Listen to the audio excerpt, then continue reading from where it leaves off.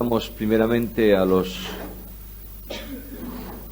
oyentes que están a distancia escuchando. Saludamos a las personas que están en la cocina. Queremos saber si de los tres que hay ahí, los tres quieren hacer el examen final. Y saludamos también a la que está en la roulotte oyendo por el interfono ese de ahí. También queremos saber si ella y los niños quieren los exámenes o ella solo.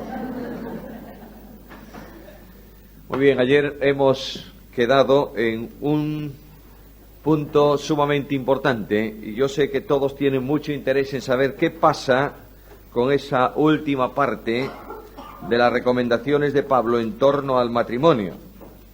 Yo estoy seguro que muchos han estado reflexionando profundamente sobre todo lo que dijimos ayer y están plenamente decididos a que es preferible continuar con el matrimonio que meterse en líos. Bueno, vamos a arrancar hoy desde el versículo 25 del capítulo 7. Vamos a hacer la lectura de ese pasaje y la vamos a hacer esta mañana todos juntos, no en forma antifonal. Vamos a leer todos desde el versículo 25 hasta el versículo 38, hasta el versículo 40 del capítulo 7. Comenzamos juntos, por favor, versículo 25. En cuanto a las vírgenes, no tengo mandamiento del Señor, mas doy mi parecer, como quien ha alcanzado misericordia del Señor para ser fiel. Tengo pues esto por bueno, a causa de la necesidad que apremia, que hará bien el hombre en quedarse como está. Estás ligado a mujer, no procures soltarte. Estás libre de mujer, no procures casarte. Mas también si te casas, no pecas, y si la doncella se casa, no peca, pero los tales tendrán aflicción de la carne, y yo os la quisiera evitar.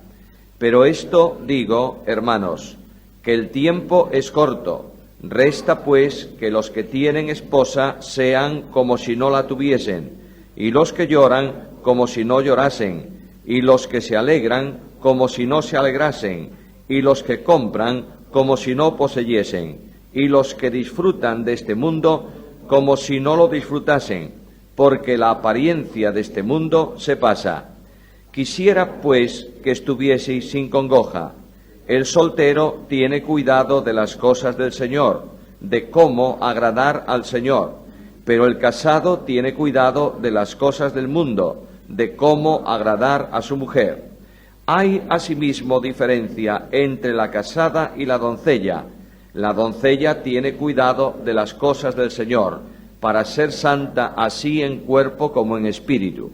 Pero la casada tiene cuidado de las cosas del mundo, de cómo agradar a su marido. Esto lo digo para vuestro provecho, no para tenderos lazo, sino para lo honesto y decente, y para que sin impedimento os acerquéis al Señor. Pero si alguno piensa que es impropio para su hija virgen que pase ya de edad, y es necesario que así sea, haga lo que quiera, no peca, que se case. Pero el que está firme en su corazón, sin tener necesidad, sino que es dueño de su propia voluntad, y ha resuelto en su corazón guardar a su hija virgen, bien hace. De manera que el que la da en casamiento hace bien, y el que no la da en casamiento hace mejor. La mujer casada está ligada por la ley mientras su marido vive, pero si su marido muriere, libre es para casarse con quien quiera, con tal que sea en el Señor. Pero a mi juicio, más dichosa será si se quedare así, y pienso que también yo tengo el Espíritu de Dios. Muy bien. Pablo ha estado hablando de algunas cuestiones sobre el matrimonio, respondiendo a preguntas. Y veis que aquí hay otra pregunta más. ¿A cuántos os gustaría tener la carta con las preguntas que le hicieron a Pablo? Yo soy uno de ellos. Me suscribiría inmediatamente, porque deben ser curiosas las preguntas que le formulaba. Tenemos idea de qué cosas le preguntaban a la luz de los versículos que leímos. Pero indudablemente la pregunta presente nos ayudaría muchísimo. En esta tercera parte, mejor dicho, el apóstol responde, mejor dicho, a una pregunta, a una consulta que le hacen sobre personas solteras. ¿Quién se la hace? Los padres de las chicas, parece ser, ¿no? ¿Qué os parece? A ver, respuestas, por favor. Debe ser un padre que está un poco preocupado de que su hija ya va entrando en añitos y si no la casa va a ser un problema, ¿verdad? Pues me parece que no. Fijaros, qué cosa más curiosa. Comencemos analizando el texto. En cuanto a las vírgenes, no tengo mandamiento del Señor. Resulta que está hablando Pablo aquí concretamente de mujeres solteras y está diciendo que para ellas no tiene un mandamiento directo recibido del Señor. El Señor no le dijo nada en ese sentido, pero en razón de las circunstancias que rodean a los corintios y que nosotros no sabemos, pero probablemente esté refiriéndose a un proceso de persecución, es muy probable. Por tanto, en medio de un enorme proceso de persecución, de conflicto, u otro conflicto cualquiera, aquí tiene que haber necesariamente un entorno de conflicto. Es preferible que el que está soltero se quede soltero, porque va a tener un problema doble si se casa. Tendrá que tener cuidado de su mujer, vivir para la familia, atender también en un compromiso con el Señor y aguantar la persecución. Creo que son muchas cosas para una persona.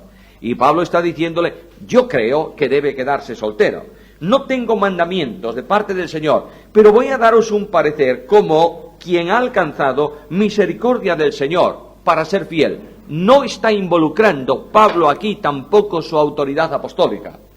Notáis que no está diciendo, doy un mandamiento en el nombre del Señor. No, el apóstol dice, mira, yo tengo una capacidad espiritual suficientemente elevada como para daros un consejo que corresponde a un hombre fiel. Tengo pues esto por bueno, que a causa de la necesidad que apremia. ¿Qué es esta necesidad que apremia? Esa es la circunstancia que yo estaba diciendo. ¿Quién sabe a qué se refiere Pablo? ¿Alguien lo sabe? No. Francamente no. Una de las cosas que yo tengo ganas es de llegar al cielo y encontrarme con Pablo y decirle, venga hasta acá. A ver, explícame. Claro, cuando llega allá resulta que dice la Escritura que conoceré como soy conocido, ya no tendré necesidad de muchas de estas cosas, pero Pablo escribe una carta. Observad por favor esto. Voy a hacer énfasis en algo que dije el primer día. Cuando queramos estudiar asuntos de conducta general para la Iglesia, no comencemos o no utilicemos solo la carta primera a Corintios. Porque Pablo en la carta primera a Corintios está tratando de problemas de la iglesia en Corinto, que indudablemente tienen una enseñanza para nosotros hoy. Pero hay muchas cosas de la iglesia, normas generales para toda la iglesia, que no se pueden tomar solo de esta carta. Hay que ir de forma muy especial a las cartas pastorales y contrastarlo. Cosas que no vamos a tener muy claras aquí se clarifican, digamos así, en la primera carta a Timoteo, segunda carta a Timoteo o la carta a Tito. En este contexto general no podemos tomar esto tampoco como un consejo definitivo para nosotros. Yo no puedo tomar la carta a los Corintios y decirle a un joven de la iglesia que venga a preguntarme, oye, ¿qué te parece, soltero o casado? Soltero. No puedo. ¿Por qué lo sé? Porque no estoy viviendo un acontecimiento ni unas circunstancias que concurren aquí. ¿Está claro o no está claro? Muy bien. Lo mismo, más adelante, la cuestión del pelo en la mujer. Que a causa del pelo nos cae el pelo. Pues no, señor. La cuestión tiene que ver con un entorno cultural específico de Corinto que no tiene nada que ver con nuestro entorno cultural de hoy. Llegaremos allá. Tengo pues por bueno, a causa del problema que tenemos, que cada uno esté así. Y dice Pablo, mira, ¿estás ligado a la mujer? ¿Qué? No te divorcies. Viene problema, pero tú estás casado, continúa casado. ¿Estás libre de la mujer? Oye, parece que la mujer aquí es una media peste, pero resulta que el apóstol está utilizando nombres genéricos, también utiliza hombre después en general. ¿Estás libre de mujer? No procures casarte. Yo no sé por qué motivo los hombres tienen siempre la manía de casarse, pero bueno, aquí está no procures casarte. ¿Tienes problemas? No compliques la situación. Está dando un consejo, no estableciendo un mandamiento. Pero también si te casas, ¿qué? No pecas. Bueno, esto cae de cajón. El matrimonio es honroso para todos. Y Dios dijo que el estado completo del hombre es precisamente con la mujer. No es bueno que esté solo.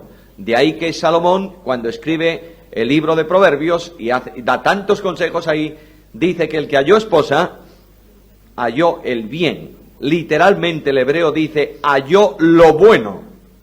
Porque no es bueno que esté solo. Luego el que encuentra una esposa, alcanza lo que no era bueno a los ojos de Dios en el principio.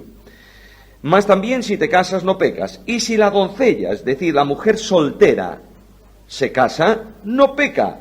Pero los tales tendrán aflicción en la carne o de la carne, y yo os la quisiera evitar. Es decir, va a haber un conflicto que traerá problemas, o se incrementarán esos problemas cuando un hombre o una mujer están casados por la preocupación de la situación en torno a la familia. Pero digo esto, hermanos, que el tiempo es corto. Ahora, ¿en qué estaría pensando aquí Pablo? A ver, ¿el tiempo es corto de qué? Seguro que sí. Pues no es corto el tiempo de tribulación. Pero los apóstoles y Pablo específicamente esperaban, como nosotros hoy también, la venida del Señor en su tiempo. ¿Hay algún texto que lo manifieste o no? Primera Tesalonicenses capítulo 4, luego nosotros los que vivimos, los que hayamos quedado hasta la venida del Señor. La venida de Cristo para los apóstoles y la Iglesia es una venida inminente. Me sorprende mucho, hago aquí otro paréntesis, me sorprende mucho ver a cristianos hoy, a creyentes hoy, volviéndose locos con las señales. ¿Sí o no? Todo el mundo está mirando señales. Oye, que ya no sé qué, que ya la guerra del Golfo, Yasser Arafat, ahora resulta que el otro, después el otro y más allá del otro. Y estamos viendo señales diciendo, cuando se cumplan estas señales vendrá el Señor. No es así. Las señales nunca fueron dadas para la Iglesia. Las señales tienen que ver con Israel y con las naciones en relación con el retorno de Cristo a la tierra para reinar, no para la Iglesia. Lo único que tenemos que esperar nosotros no son señales, es al Señor. Y los apóstoles en su tiempo dicen, mirad, el tiempo de espera es corto. Ahora, posiblemente o tal vez Pablo no estuviera pensando concretamente tanto en el arrebatamiento de la Iglesia como en la brevedad de la vida del creyente. ¿Cuánto tiempo vamos a tener nosotros de problemas en la vida? Oye, ¿cuántos años vamos a vivir? 80, 90 años, pues es un tiempo breve. 90 años no es nada, incluso en la historia de la humanidad. Por tanto, el tiempo es corto. Y el apóstol Juan, en su carta, primera carta de Juan, capítulo 2, versículo 18, afirma que ya es el último tiempo. Ahora, este último tiempo de Juan, lo mismo que aquella expresión de Hebreos, capítulo 1, en los postreros días, se refiere a un periodo que va especialmente desde la primera venida de Cristo y continúa en adelante de forma muy especial hasta el arrebatamiento de la Iglesia. Estos son los postreros tiempos, los últimos días, cuando llegó el cumplimiento del tiempo.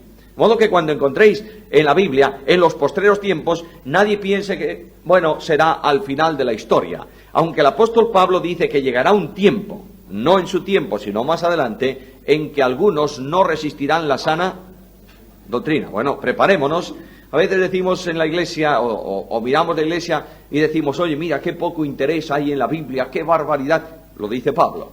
Llegará un tiempo en que la gente esté cansada ¿de qué? De sana doctrina. Y dice el apóstol Pablo ahí que estas gentes tienen escozor, le pican los oídos. Y la única forma de solucionar su picor de oídos, ¿sabéis qué es? Con cosas nuevas.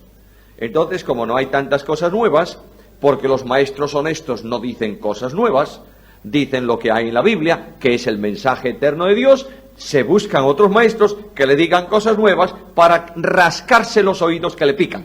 Es lo que está diciendo ahí el apóstol Pablo. Ahora, el apóstol Pablo aquí dice que el tiempo es corto, por tanto, los que tienen esposa consideren no como algo necesario, como si no la tuviesen, los que lloran como si no llorasen. Es decir, la apariencia de las cosas temporales tiene que ocupar un lugar secundario en el pensamiento de los creyentes. De hoy, yo creo que de hoy también, pero específicamente de los días de Pablo. ¿Estáis comprendiendo la diferencia que hay? Es decir, estos consejos concretos de Pablo para entonces tienen una vigencia relativa para hoy. Lo único que yo tengo que tomar de todo esto es que el tiempo es breve, por tanto no debo afirmar mi vida en cuestiones o tener prioritariamente en mi vida cuestiones temporales, porque el tiempo es corto, pero el resto de las cuestiones, de problemas, de entornos de dificultad, no son hoy como eran en tiempos de Pablo. Quisiera, versículo 32, que estuvieseis sin congoja. La frase ahí es una frase muy fuerte, que no tuvieseis angustia. Quiero evitaros una angustia fuerte. ¿Cuál es la angustia fuerte? Pues mirad, la angustia es muy sencilla. El soltero tiene cuidado de las cosas del Señor. Y el único objetivo del soltero, ¿qué es? Agradar. ¿Es verdad esto? Yo creo que la congoja del soltero son las muchas chicas hermosísimas que tiene a su lado. Anda loco el hombre. El soltero tiene cuidado de cómo agradar al Señor. Pero el casado, a ver, ¿qué dice ahí? Tiene cuidado de las cosas del mundo. Luego la mujer es una cosa del mundo. ¿Sí? El casado tiene que ocuparse de las cosas temporales porque, entre otras cosas, tiene que agradar a quién. ¿Lo tenemos claro eso? No. El casado tiene que buscar trabajo para llevar el sostenimiento necesario a su hogar. Claro, hoy en día también trabaja la mujer, en muchas ocasiones. Pero la Biblia dice que el que no provee para su familia es peor que un incrédulo y ha negado la fe. Luego el hombre casado tiene que buscar, sobre todo en tiempos de Pablo, tenía que buscar el modo de suministro para la familia. El soltero, ¿qué tenía que hacer? Hombre, ocuparse de un bocadillo diario y un lugar donde dormir, y el resto del tiempo podía dedicarlo ¿a quién? Al Señor. ¿Notáis la diferencia? ¿Entendéis lo que está diciendo Pablo? Pablo está presentando una panorámica muy importante. Quiero hacer un paréntesis aquí. El hecho de que el casado tenga que ocuparse de su esposa y la mujer casada tenga que ocuparse del marido, y por tanto no pueden dedicarle el 100% de su tiempo al Señor, nos enseña algo enormemente importante. La ocupación prioritaria de un hombre casado, ¿quién es? Su mujer y su familia. Es la parcela que Dios pone bajo tu responsabilidad directa. Por eso el hombre casado es cabeza ¿de dónde? De su mujer y cabeza de su hogar. Responsable de la parcela. Te va a pedir cuentas el Señor de la familia. No te va a pedir cuentas el Señor de su iglesia, porque es suya. ¿Notáis la diferencia? Hay creyentes, hay hombres casados que no les gusta estar en la casa y atender a los hijos. Y por disculpa, en razón de eso, de que no le gusta a los hijos, hipócritamente, se involucra de una forma exagerada en las cosas de la obra. Y dice, primeramente la obra. No, primeramente porque te molestan los niños. No seas hipócrita. La cuestión es que tú tienes que volcarte en tus hijos primeramente porque es tu área de responsabilidad, sin duda, sin olvidar también la parcela necesaria de la obra del Señor. Ahora notad lo que dice, mirad ahora a las mujeres, versículo 34, asimismo hay diferencia entre la casada y la doncella. Sabéis que este texto, concretamente este texto, es uno de los más difíciles de traducir de la carta a los Corintios, por una razón. Porque hay un enorme aparato crítico en este versículo. Aparato crítico significa que hay muchas variantes del texto manuscrito. De manera que muy probablemente la traducción más correcta, no del texto que tenía Casiodoro de Reina, Cipriano de Valera. Estos tradujeron muy bien con lo que tenía. Pero a la vista del aparato crítico, probablemente... A ver, lee ese versículo, a ver cómo te está esto. ¿Da la impresión de que hay dos mujeres aquí o no? La doncella, la casada. Asimismo, diferencia entre la casada y la doncella. La doncella, ¿qué dice? Bueno, el gran problema que tenemos aquí en este versículo es justamente eso. Voy a buscar por aquí mis notas, un momento, por favor. Versículo 34. La diferencia está en esto. Aquí dice, hay asimismo diferencia entre la casada y la doncella. El texto más correcto, más preciso que tenemos hoy dice así: la mujer soltera y la virgen, no tanto la casada, se cuida de las cosas del Señor. El resto del texto no está. El apóstol Pablo probablemente se ha incorporado esta variante tan grande que hay aquí, en razón de que, como antes dijo, el hombre casado y la mujer, y ahora resulta que parece que falta algo, se incorporó esa parte. Pero ¿por qué esto es lo mejor? Porque coincide con lo que va a enseñar a continuación. A continuación, el apóstol Pablo automáticamente va a hablar de las vírgenes, ¿verdad? ¿Sí o no? Alguien está involucrado ahora en su texto bíblico y no me está atendiendo un poquito. Mirad.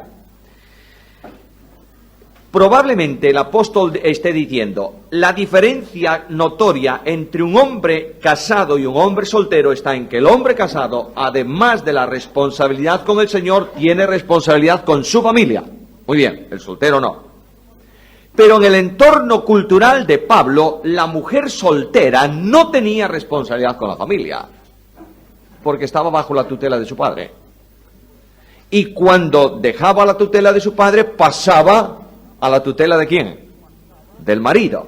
Salvo que fuese viuda, que entonces podía tener su propia administración. ¿Notáis esto? De modo que es un poco extraño que el apóstol Pablo, en un entorno cultural como el de Corinto, hable de mujer casada y de mujer soltera.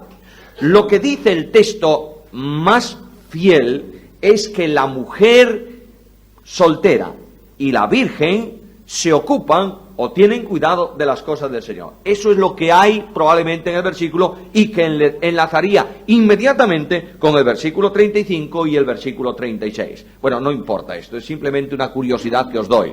Pero lo que dice aquí es que la mujer soltera tiene cuidado específicamente de agradar ¿a quién? Al Señor. No, ninguna. La mujer soltera, que es virgen, es lo que está diciendo Pablo. Son dos calificativos para la misma persona. Ahora, Pablo dice, yo digo esto no para poneros un lazo. Lazo aquí es una palabra que tiene que ver con lo que hacían, se utiliza hoy. Los cazadores a veces cazan a lazo. Ponen una trampa para cazar un conejo. No sé si el conejo se caza a lazo o no, yo de eso no entiendo nada. Pero lo que sí es cierto es que aquí el apóstol Pablo está diciendo, mirad, yo no digo que os quedéis solteros para poneros un lazo, porque resulta que hay algún soltero que no es capaz de vivir sin casarse porque no tiene el don de continencia. Entonces Pablo está diciendo algo que voy a tener un problema y voy a caer. No lo hago para eso. ¿Para qué lo hace Pablo? ¿Por qué da este consejo? Para lo honesto y lo decente, para que sin impedimento os acerquéis al Señor. De manera que el apóstol Pablo está dando prioridad sobre todas las cosas en un tiempo breve, en una situación difícil, para que los creyentes puedan servir al Señor. Y ahora versículo 36, otro gran problema que tenemos aquí. Los manuscritos del Nuevo Testamento. Primer asunto, que todos sabéis bien, no hay original inspirado más que el primer original salido de la pluma del escritor de la carta. Repito, solo es inspirado el primer original salido de la pluma del amanuense al dictado de Pablo en la carta a los Corintios. Es el original sobre el que el Espíritu Santo sopló. La primera copia, la tercera, la cuarta, la quinta, es correcta en la medida en que se ajusta ¿a qué? Al primer original. Ahora, las variantes no son tan graves, ¿entendéis? No hay, el Espíritu Santo ha custodiado para que las variantes que tenemos del texto bíblico no afecten a doctrina. ¿Qué más me da a mí que aquí diga el texto bíblico que es una soltera y una casada o que se refiere solamente a una soltera? A última hora es lo mismo. No hay cuestiones doctrinales. El Espíritu custodió esas copias, pero la mente del copista muchas veces se ha tomado una licencia incorrecta. A arreglar un poquito el texto para que se entienda mejor. Bueno, esto es lo que ocurre aquí. Si alguno piensa que es impropio para su hija virgen que pase ya de edad, y es necesario que así sea, haga lo que quiera, no peca que se case. A ver, ¿qué entendéis por esto? A ver, a la luz de este texto. No, los rollos no, se los perdió Pablo en el camino. Mirad, probablemente un copista añadió la palabra hija en todo el texto, que no está en ninguno de los originales más fiables. No está diciendo Pablo que hay un hombre que tiene una hija mayor y que quiere casarla, ¿qué debe hacer? Está refiriéndose a un hombre joven que tiene una novia y un compromiso para casarse con ella. Y resulta que si alguno, mirad ahora, leed el texto conmigo, si alguno piensa que es impropio para su virgen, su novia, que está pasando de edad, hay mucho tiempo de relación, mucho noviazgo largo, y es necesario que se case, cásese. Ahí tenéis un texto muy concordante con la lógica. Hay una pareja, Pablo respondió a la cuestión de solteros, a la cuestión del divorcio, a la cuestión de personas que dicen nos casamos o no en medio de la persecución, y ahora a los novios y novias que hay dentro de la iglesia. Y estos que tienen una relación, y si era judío posiblemente tenía un contrato ¿de qué? De desposorio, y tenía el vencimiento del tiempo, y ¿de qué hago yo? Pablo le dice, mira, si quieres casarte, cásate. Ahora notad lo que sigue. Pero el que está, fijaros cómo esto concuerda, pero el que está firme en su corazón, sin tener necesidad, sino que es dueño de su propia voluntad y ha resuelto en su corazón guardar a su virgen, hace bien. Fijaros que el segundo texto sí que es lógico de esta manera, porque Pablo está diciendo que el que no tiene don, el que no es capaz de aguantar sin casarse, debe casarse. Y aquí dice, por tanto, no puede ser un padre del que dice Pablo esto. Tiene que ser necesariamente de un hombre soltero. El que está firme en su corazón, es decir, el que tiene don para no necesitar casarse y decide guardar a su virgen, es decir, no casarse con ella, hace bien. De manera que el que la da en casamiento hace bien y el que no la da en casamiento hace mejor. Y este verbo dar en casamiento no significa precisamente la acción de un padre. Cuando leéis el castellano antiguo, encontráis muchas frases como esta. Y entonces se dio en casamiento. Bueno, eso significa que se ha casado.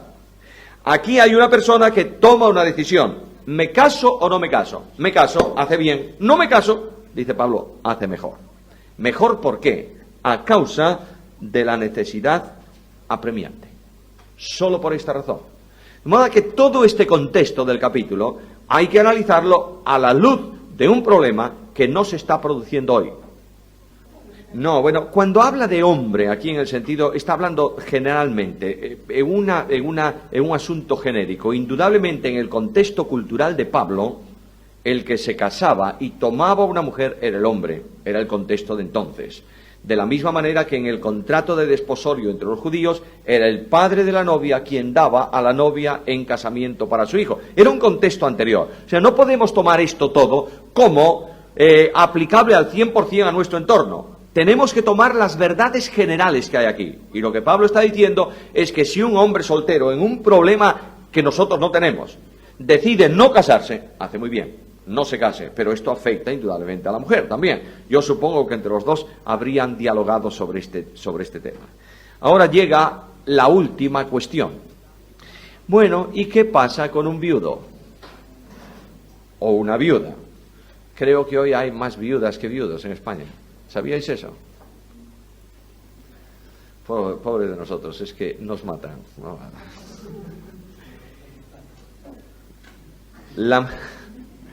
La mujer casada, ¿cómo? La mujer casada está ligada por la ley mientras su marido vive. Otro problema de manuscrito. Son problemas todo el día, ¿no? Esa palabra, la ley, en los manuscritos más antiguos, más fiables, no más antiguos no está. Se lee así: la mujer casada está ligada mientras su marido vive. Esto es verdad. ¿Lo dice ahí también? Muy bien. Ahí tenéis una buena... socio, ¿qué dice ahí eso? Resucita. Sí, sí. Era el 39, si te parece bien. Ya, bueno, dale. La mujer está ligada mientras el marido vive. Bueno, si el marido muere, muy bien. está en libertad. Bueno, perfecto. Entonces aquí la ley es algo muy aleatorio. ¿Sabéis de dónde salió esa ley? Romanos, versículo 1 y versículo 2. ¿Acaso ignoráis, hermanos, pues hablo con los que conocen la ley, que la ley se enseñorea del hombre entre tanto que éste vive, porque la mujer casada está sujeta por la ley al marido? Y la copia, alguien en la copia de Corinto metió la palabra ley. Dice el apóstol Pablo: la mujer casada está ligada al marido mientras... Si metemos ahí ley, podemos abrir una puerta a la ley. De modo que si la ley me autoriza a desligarme, no hago mal porque la ley no me sujeta. Aquí Pablo habla de una ley moral universal establecida por Dios. La mujer y el marido, el matrimonio para Dios, en la mente de Dios, es un asunto indisoluble. Pero a mi juicio, dice entonces, es libre para casarse con quien quiera. Pero tiene una sola condición: que sea, que entendéis por esto, que sea creyente como ella. ¿Y por qué dice Pablo en el Señor y no dice que sea creyente? Que esté en la voluntad de Dios. ¿Y cómo sabemos que es la voluntad de Dios? Yo a veces oigo por ahí diciendo: mira, no te preocupes mucho, tú no te inquietes, porque Dios tiene la persona para ti. Claro, y la chica va pasando años y años y años y la persona no aparece, porque ella tampoco se acercó a ninguna persona, esperando que el Señor le siente un príncipe azul a su lado. Pues no es así. Eso son ideas un tanto extrañas que se nos han metido en la cabeza de una teología un poco rara también. Lo que dice la Biblia es que el creyente debe casarse con quien quiera, con tal de que sea en el Señor. Porque todo cuanto ocurre en la vida de un hombre y de una mujer creyentes ocurre en una posición. Las ovejas, a quienes yo conozco y me siguen, están en mi mano. Para mí el vivir es Cristo. De manera que un matrimonio que se establece en el Señor, en el amplio sentido de la palabra, cuando Cristo es el Señor de los dos, es un matrimonio de éxito. ¿Por qué? A ver, Cristo dirige su vida, está muy bien. ¿Qué más? Vamos. 3 elementos vinculantes para el matrimonio que solo se producen en el Señor. Primero, amor sin condiciones. ¿Los dos tienen el mismo amor? Sí, porque el amor de Dios se ha derramado en nuestros corazones por el Espíritu Santo, ¿está claro? Segunda, calidad. Generosidad y perdón. Está muy bien, podemos decir, ninguno busque su propio bien, porque Cristo buscó nuestro bien, no el suyo. Tercer nivel. La confianza, la estabilidad es un buen nivel, es decir, Cristo hace estable la vida de la persona, ¿no es esto? Pero hay algo muy importante, los dos tienen la mente de, por tanto los dos piensan, no igual en todas las cosas, pero la orientación final de ese pensamiento es común, ¿entendéis? Si pensásemos todos iguales sería enormemente raro el matrimonio. ¿Dónde iba a estar la salsa de esa? Que quiero el espejo azul y yo lo quiero verde, y ahí tenemos, recorremos 50 establecimientos y a última hora ponemos un espejo amarillo que no les gusta a ninguno de los dos. Bueno, no pongamos más ejemplos, que nos oyen. La cuestión es que cuando se produce un matrimonio en el Señor, hay una serie de elementos vinculantes que dan estabilidad. Ojo. Estar en el Señor significa vivir en la plenitud del Espíritu en Cristo, ¿sí o no? De modo que podemos ser los dos creyentes salvos, etcétera, etcétera, que si no estamos permitiendo que el Espíritu actúe en nuestra vida, el matrimonio va a ser un fracaso. Porque no estamos viviendo en el Señor. Estamos en el Señor, pero no vivimos en la dimensión en que el Espíritu reproduce a Cristo en nuestra vida. ¿Comprendemos esto? Muy bien, el apóstol Pablo dice, bueno, cásese. ¿Quiere casarse? ¿No aprendió todavía? Pues que se case, hombre. Es viudo o viuda y no le ha llegado la experiencia. ¡Cásese! Muy bien, que sea en el Señor. Y después, ¿cómo termina? Pero a mi juicio, y Pablo insiste permanentemente en esto en el pasaje, a mi juicio, más dichosa será si se quedase así. Y yo pienso, dice Pablo, que también tengo el Espíritu de Dios. Es decir, estoy dando un consejo. ¿Por qué, Pablo, insistes tanto? ¿Por qué motivo? Por la necesidad que apremia.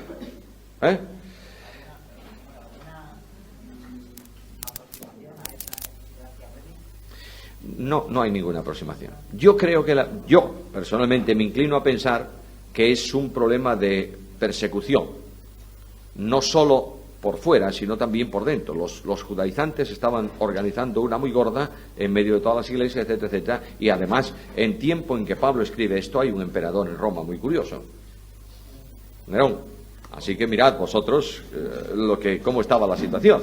Y Pablo proféticamente debiera conocer con toda seguridad que había un periodo de persecuciones serias para la Iglesia en el futuro. Bueno, ¿habéis quedado convencidos de lo que es el matrimonio? ¿Habéis tomado vuestras resoluciones? Los que están solteros piensan continuar definitivamente solteros, y las casadas y las solteras piensan dejar de pensar en el chico de sus sueños para permanecer solteras. No, yo recomiendo que no lo hagáis. También creo que tengo el Espíritu del Señor. Seguimos adelante. Sí. Sí, señora. Ahí no aparece la palabra ley, es la moral. En Romanos 7 es una ley judicial. La ley judicial establece un vínculo. En Corintios es la ley moral superior, indudablemente, a cualquier ley de los hombres. Ahora, en capítulo 8, Pablo se encuentra, fijaros que es una carta llena de problemas. Bueno, es una enseñanza sobre problemas. Y aquí Pablo se encuentra con una iglesia llena de pavos reales.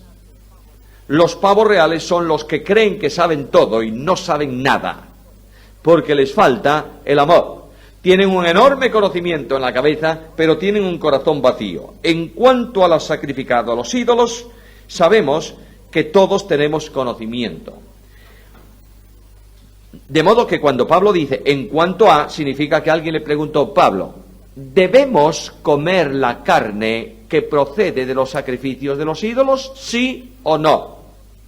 Pablo no puede decir sí solo, porque es sí a lo mejor, en ciertas circunstancias, en ciertas condiciones. Sabéis bien, otro problema histórico.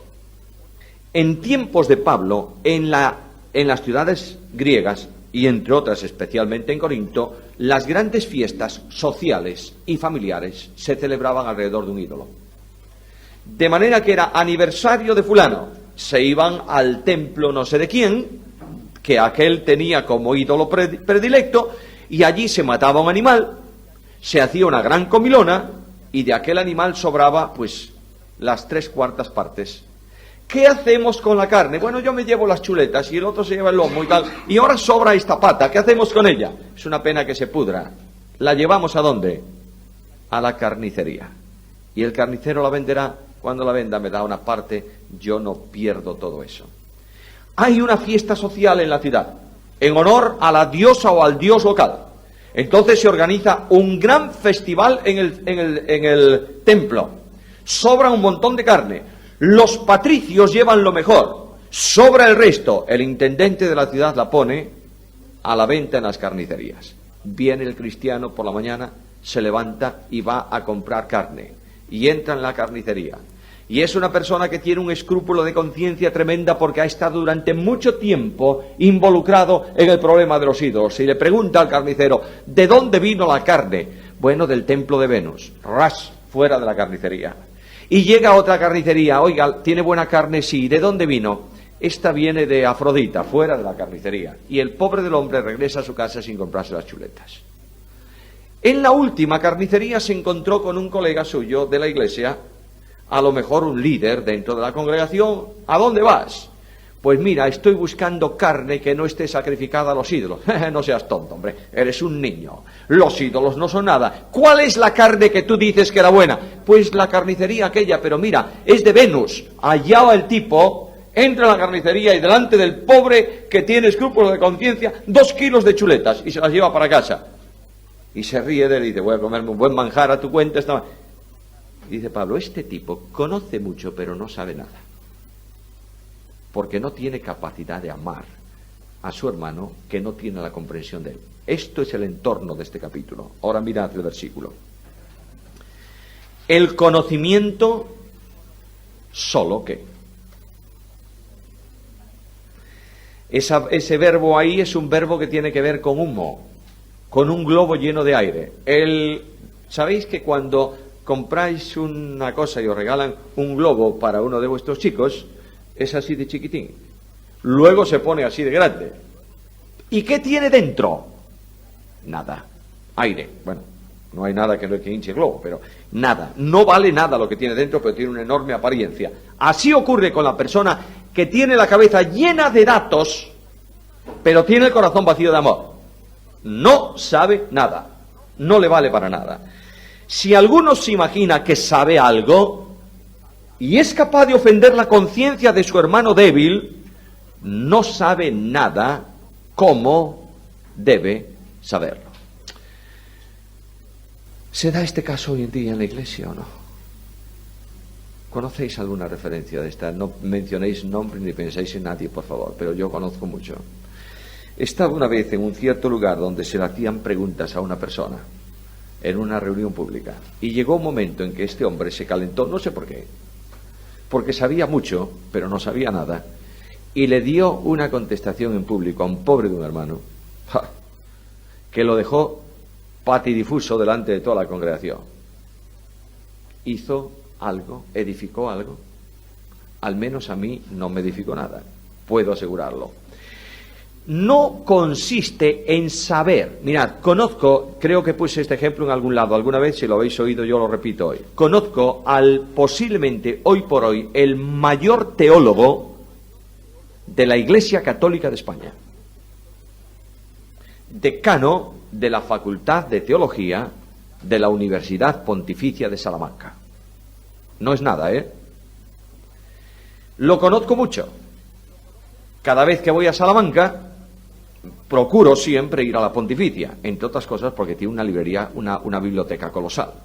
Y además me entero de las últimas novedades teológicas. Bueno, íbamos una mañana, salimos los dos de ahí, vamos caminando, me preguntaba cosas y yo le preguntaba a él, y de pronto se para y me dice, oye, te voy a hacer una pregunta. ¿Tú crees todo lo que predicas? Y yo le dije, pues mira, si no creyese todo lo que predico, no lo predicaba. Me dijo, pues te admiro, porque yo no creo ni el 20% de lo que enseño. Tenía una cabeza llena de datos, porque podéis, si lo conocieseis, podíais hacer una prueba, preguntarle, oye, tengo idea de que en algún lado se dice, o hay un texto que dice tal. Es muy difícil que no te diga, eso está en el libro tal. Es muy difícil que tú le preguntes a este hombre por una panorámica de enlace de libros del Antiguo Testamento que no te lo responda inmediatamente. Tiene la Biblia en la cabeza, ¿entendéis? Tiene conocimiento sobre textos originales de una forma colosal. Es un hombre que puede leer hebreo, griego y arameo. No es ninguna tontería. Y cuando tú le preguntas algo sobre un texto griego, él te dice, sí, en ese sí, pero en este otro, y fantástico. No sabe nada como debe saberlo. ¿Os dais cuenta de esto? Aquí hay unos en la iglesia de Corinto que saben mucho, pero no saben nada. Pero si alguno sabe ama a Dios, es conocido por él. De manera que el conocimiento que el creyente tiene consiste en una relación de comunión ¿con quién? Con Dios. Esa relación de comunión con Dios provee al creyente de la capacidad de amar y de buscar el bien de ¿quién? De los demás. Y ahora viene la respuesta. Hizo un paréntesis. Le ha metido un torpedo en la línea de flotación de los grandes de la iglesia, ¿os dais cuenta? Y ahora Pablo va a responder acerca de las viandas que se sacrifican a los ídolos. Fijaros, primer punto. Vamos a ver qué hacemos con viandas, con carne sacrificada a los ídolos. Lo primero que tenemos que saber, dice Pablo, es que un ídolo es ¿qué? Nada en el mundo. Porque un ídolo ha surgido de la mente ¿de quién? Del hombre. Por tanto, es vanidad, no es nada. Y nosotros sabemos que para ellos eso es un Dios, pero nosotros sabemos ¿qué cosa? Que hay solamente un Dios. Muy bien, entonces ya sabemos algo. Ya sabemos que esas figuras de piedra, en fin, esos nombres, no son nada. Segunda cosa. Pablo dice, bueno, hoy voy a aclarar un poquito el tema. Pues, aunque hay algunos que se llamen dioses, sea en el cielo o en la tierra, efectivamente los griegos tenían multitud de dioses que estaban por todas partes, algunos incluso en el mar. Neptuno, ahí lo teníais viviendo en el mar. Como hay muchos dioses y muchos señores, y aquí hay un problema también bastante considerable. ¿Qué quiere decir Pablo con esto? Porque ha dicho, algunos dicen que hay muchos dioses y muchos señores en el cielo y en la tierra. Y él dice, realmente hay muchos señores y muchos dioses. ¿A qué se refiere? Bueno, no había pensado en eso. Efectivamente, también el César era un dios para entonces. Yo creo, bueno, hay dos interpretaciones del versículo, escoger la mejor. Algunos piensan que el apóstol Pablo decía que estas personas que admiten que hay muchos dioses, ellos se estaban poniendo debajo de muchos señores, que consideraban que esos dioses eran señor, el que ejercía autoridad sobre ellos y ellos respondían en obediencia. Puede ser. Otra, tal vez mejor, es que detrás de cada ídolo que hay un demonio. Luego, los demonios, por medio de los ídolos, estaban enseñoreando de las gentes. Y Pablo dice, ciertamente, los ídolos como tal no son nada, pero detrás de ellos hay quienes están enseñoreándose de las gentes. Esto puede ser una buena interpretación del versículo. Pero para nosotros, sin embargo, para nosotros, solo hay un Dios. Y aquí tenemos otro problema. El Padre, con artículo, del cual proceden todas las cosas, y nosotros somos para Él. Y ahora viene un problema, un problema teológico de una dimensión grande. En el texto griego, aquí, Padre está precedido de un artículo.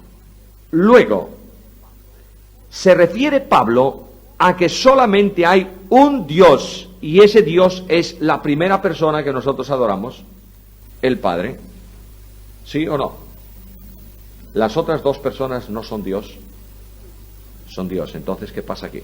Cuando en el griego hay un artículo determinado, excluye todo lo otro. Por esa causa, Juan, en el capítulo 1 de su Evangelio, en el principio era el Verbo, y el Verbo era Dios. No puede poner, como los testigos de Jehová dicen, un artículo ahí para definirlo, porque si dijese el Verbo era el Dios, como ellos quieren, automáticamente el único Dios, ¿quién era? El Verbo. Aquí la construcción es semejante. Por tanto, hay los teólogos que investigan el texto, se dividen en dos grupos. Unos dicen, está refiriéndose al ser divino en conjunto, y esto puede ser verdad, y es verdad.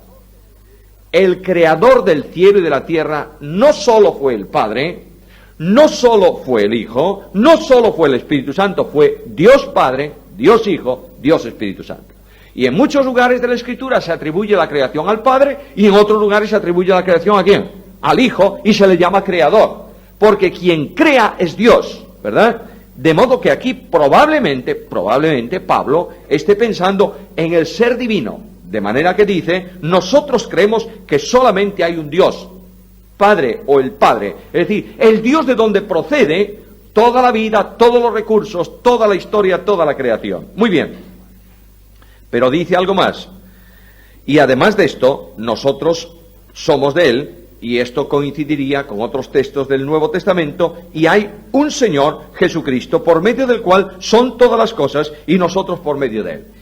Pudiera ser que la primera ocasión, hay un teólogo muy serio, dentro del campo evangélico. Si podéis comprar el libro de él para Corintios, es el de Charles Hodge. Este es un erudito tremendo, muy serio en la explicación bíblica. Él cree que se trata solamente del ser divino en general. Ahora, fijaros un poco, pensemos un poco. Pablo ha estado comparando dioses, muchos dioses y muchos señores, ¿verdad? Y de pronto habla del Padre y habla del Hijo. Por tanto, probablemente se esté refiriendo Pablo aquí a la persona del Padre y a la persona del Hijo. No quiere decir que solamente sea Dios el Padre, también es el Hijo. Pero por contraste, como dijo antes, verdaderamente hay muchos dioses y hay muchos señores. Uno se enfrenta en contraste la persona del Padre y otro la persona del Hijo. Yo creo que esto debe ser así a pesar del artículo. Ahora bien, no podemos olvidar tampoco que el origen sin origen es el Padre. La segunda persona procede no en origen sino en comunicación de vida de la primera, y la tercera persona procede no en origen sino en comunicación de vida de la primera y de la segunda. ¿Entendéis eso? No, padre, pero queda muy bien.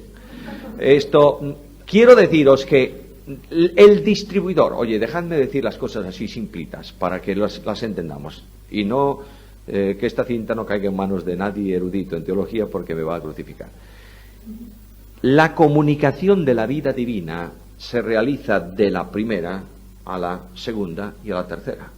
Nadie comunica vida a la primera, Él distribuye la vida divina. Por eso dice Juan que el Padre concedió al Hijo tener vida en sí mismo. ¿Ves? Ahora, ni el Hijo ni el Espíritu Santo surgen después de Él. Por favor. Dios es un ser que existe eternamente en tres personas: Padre, Hijo y Espíritu Santo. Y cuando la teología occidental, la oriental se paró, no siguió adelante, habla de la generación de las personas divinas, diciendo que la segunda persona es generada por el Padre, engendrada por el Padre, nunca está utilizando el verbo que se usa para un padre que engendra a un hijo. No lo usa, utiliza otro verbo totalmente distinto que habla de relación vinculante de vida, no de origen de la persona, ¿comprendéis? Luego, la segunda persona procede de la primera y la tercera es enviada, procede de la primera y de la segunda. Bueno, esto es un tema que no tiene mucho que ver con esto, solamente para aclarar un poco el versículo. Dice que el Señor Jesucristo, por medio del cual, como mediador, son todas las cosas. Recordáis que en la carta a los Colosenses Pablo dice que Cristo, que el Hijo, es el principio de toda la creación. Y vienen los testigos de no sé quién por el medio y dicen: mira, aquí tienes, como es más pequeño, ¿no ves que es el principio? Es decir, lo primero que Dios creó. ¡Oh, qué necedad tan grande! Lo que dice el texto bíblico es que Él es la razón de. Sin ese principio no hubiera surgido lo que hay.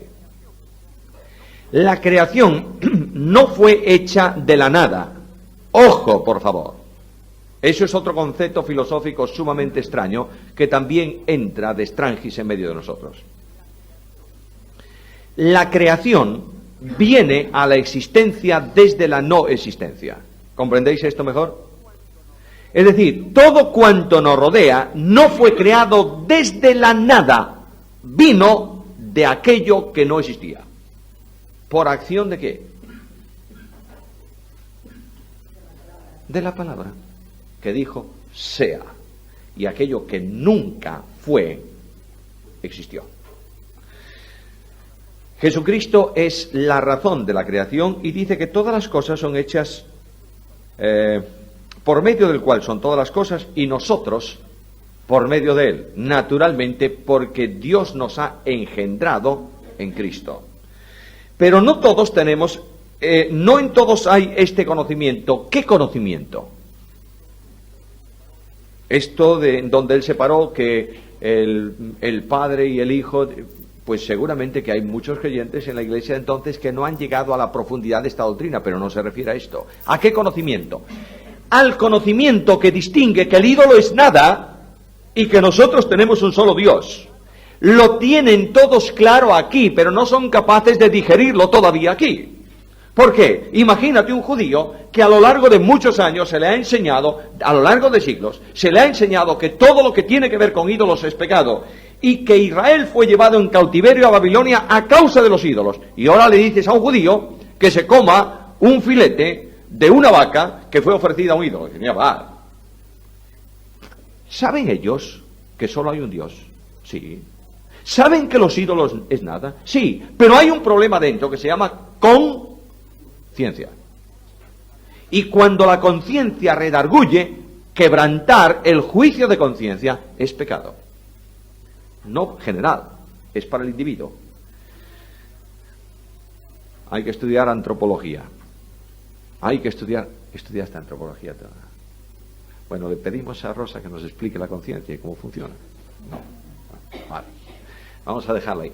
Antropología. Os decía el otro día que la conciencia no es un elemento aislado de la parte inmaterial del hombre, pero es un elemento que actúa al margen de los otros componentes de la parte inmaterial, juzgando las intenciones y de las acciones. La conciencia ha sido informada por Dios en una ley moral. Recordáis que Pablo dice que en el corazón del que no ha escuchado nunca el Evangelio tiene ¿qué cosa? Escrita. Dios ha escrito en el corazón de los hombres ¿qué cosa? ¿La ley? No. La obra de la ley, eso sí. ¿Qué es la obra de la ley? Porque por medio de la ley es el conocimiento de él. Luego Pablo dice, razonando en su conciencia, en su entendimiento, sabe qué cosa es buena, qué cosa es mala. No sabe hasta qué nivel, pero lo sabe. Porque Dios informó la conciencia del hombre para ser un juez sobre los actos del hombre. Ahora la conciencia va transformándose, reformándose por medio de la iluminación del Espíritu a través de la palabra. Y ahora Pablo dice, si bien la vianda no nos hace más aceptos delante de Dios, pues aunque comamos no vamos a ser más, y aunque no comamos no vamos a ser menos. Claro, ahí tenéis los dos que os ponía de ejemplo en la carnicería. Resulta que el grande de la iglesia, el que conoce perfectamente en su cabeza de que aquella carne no va a contaminar a nadie porque es carne, come delante y dice, yo soy más. ¿Por qué? Porque este es pequeño, porque es incapaz de entender esto y mira, se priva de una buena chuleta, ¿verdad? Y el pequeño que dice, yo soy más, porque mira, no como carne y me aíslo de los ídolos y Dios me dirá, qué buen creyente es. Dos casos graves en la iglesia. Ninguno de los dos ha desaparecido en la historia de la iglesia. Ahora, yo quisiera que distinguiésemos lo que es un hermano débil y lo que es un hermano tonto. No está la definición de tonto en la Biblia. Hermano débil es aquel que es incapaz de superar un problema de conciencia y es honesto. Un hermano de otro tipo es el que se hace débil para ser el terrorista de la iglesia e imponer su criterio en la congregación. Resulta que uno de estos que dice ser débiles, en la iglesia se determina hacer un cambio que no tiene nada que ver con doctrina y él dice, cuando se haga este cambio aquí yo me voy. Ahí tenéis el terrorista. ¿Por qué? Es un coaccionador. ¿Por qué? Le preguntas por qué y dice, porque no estoy dispuesto, porque mi conciencia... ¿Cuál es tu conciencia? Siéntate aquí un momento. Vamos a estudiar la Biblia e informar esa conciencia. Y resulta que después de haberle dado 50 vueltas y decirle, ¿lo entiendes? Sí, lo entiendo. Pues vamos a cambiar. Y dice, no, cuando tú cambies yo me voy. Bueno, pues vete. Bueno, no le decimos eso. Pero realmente es así o no es así. Ahora, el hermano débil, yo voy a poneros el ejemplo de un hermano débil. En una aldea de aquí de Galicia hace bastantes años, muchos años, había un hombre, fue el único creyente en su familia. Tenía un problema muy común en aquel tiempo que era piorrea. Se le movían los dientes y llegaba un momento en que este hombre literalmente casi no podía hablar. Pero él tenía interés en hablarle de Cristo a la familia y leerle la Biblia. ¿Sabéis qué hizo este hombre?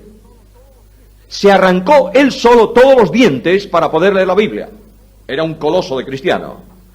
¿Sabéis con qué iba al culto el domingo por la mañana? Con un banco de su casa, una banqueta. No se sentaba en la iglesia donde él iba, no se sentaba en los bancos de la iglesia, ni se sentaba en ninguna silla. ¿Por qué? Porque él entendía el Salmo 1, que no se ha sentado en silla de escarnecedores, y él no se sentaba en una silla desde que creyó. Es un hermano débil ese, sí señor, un hermano débil.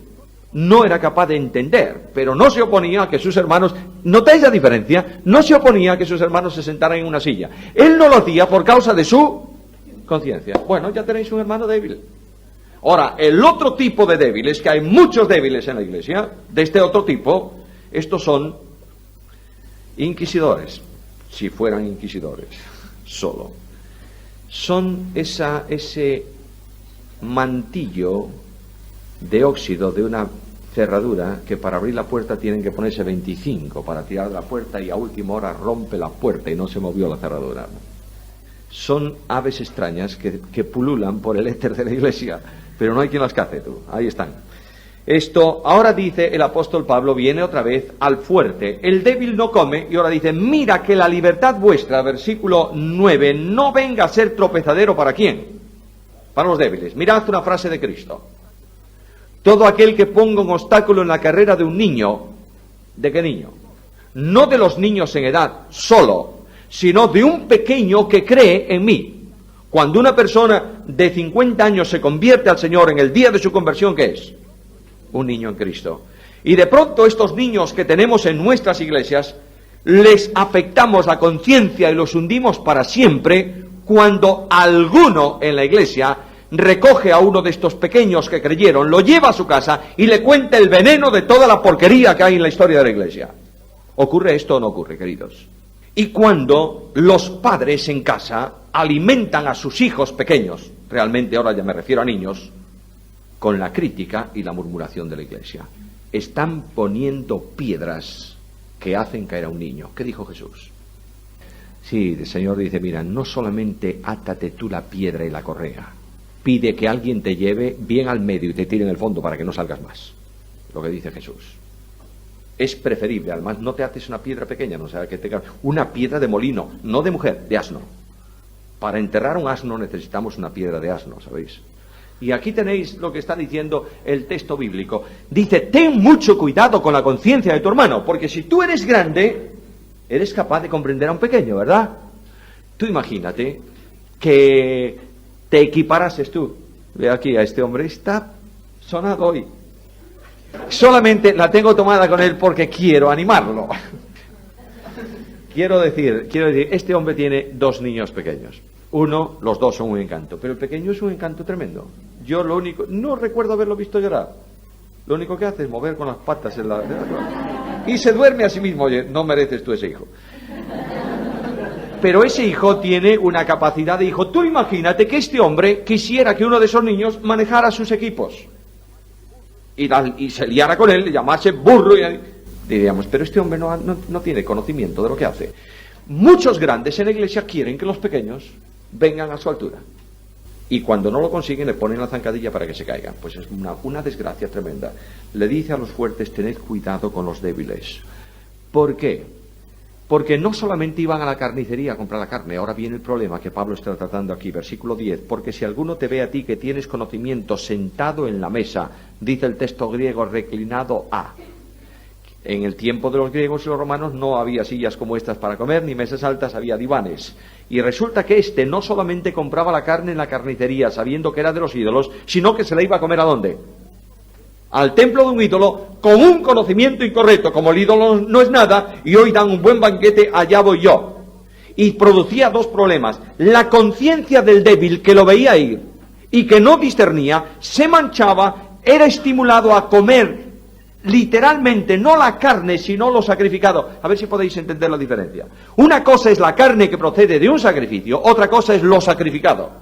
Lo sacrificado es carne ofrecida a, por tanto estás vinculándote con el sacrificio.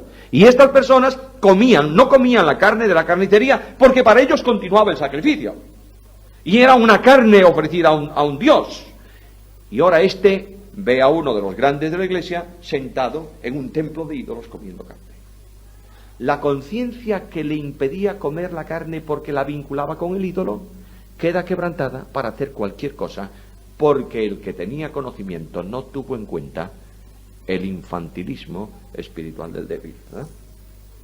Y Pablo dice: por el conocimiento tuyo se perderá el hermano débil por quien murió Cristo. Este perderá el hermano no significa que se va a perder eternamente, ¿eh? Estropea su vida, destroza su vida, es un fracaso de vida desde ahí en adelante. ¿Alguno de vosotros tiene en casa, a ver si encuentro esto por acá, alguno de vosotros tiene en casa un comentario, era el comentario más habitual hace unos cuantos años, que era el de James of Ossenbraun, 2 libros de Antiguo y Nuevo Testamento? ¿Alguien lo tiene por ahí? David tiene un comentario de esos. Bueno, pues fijaros los arminianos cómo interpretan el versículo. Vamos a ver. Es el versículo 11. Dice ese comentario sobre este versículo al pie de la letra esto: un solo acto, al parecer sin importancia, puede producir consecuencias sempiternas. El hermano débil pierde su fe, y si no la recupera, pierde la salvación. ¡Qué barbaridad! Siguen haciendo descansar la salvación ¿en qué? En la fe. La salvación no descansa en la fe, descansa en la gracia. Por tanto, nadie se pierde. Pero lo que pierde es su vida, porque ha quebrantado su conciencia, se ha extraviado y ha abierto una puerta para la práctica de otro tipo de pecados, porque ya la conciencia ha sido violentada. De manera que pecando contra hermanos e hiriendo la conciencia del débil, pecamos ¿contra quién? Contra Cristo. ¿Por qué? Porque todo daño infringido a un creyente es un daño infringido a Cristo. Cuando Pablo va camino de Damasco, aprende la primera gran lección de teología precisamente allí. Cuando Cristo le pregunta: ¿a dónde vas, Pablo? ¿Por qué me persigues, Pablo? Y Pablo dice: si no te estoy persiguiendo a ti, estoy persiguiendo a los cristianos. Ah, el que persigue a los cristianos me persigue a mí, porque yo y los cristianos somos una misma unidad espiritual. Por lo cual, dice Pablo, si la comida le es a mi hermano ocasión de caer, ¿qué haré yo? No dice que no va a ir a los ídolos, esto se entiende. Ir a un templo tendríamos necesidad de bastante tiempo. Vámonos a tomar el café, no me extiendo ni un minuto, pero al final, cuando volvamos, voy a volver a este tema un segundo, porque a veces nosotros tenemos una manga muy ancha en algunas cosas y tampoco es correcto. De manera que volvemos para terminar ese versículo 13, vamos a tomar el café, pasan 2 minutos, luego lo rebajamos en la siguiente hora.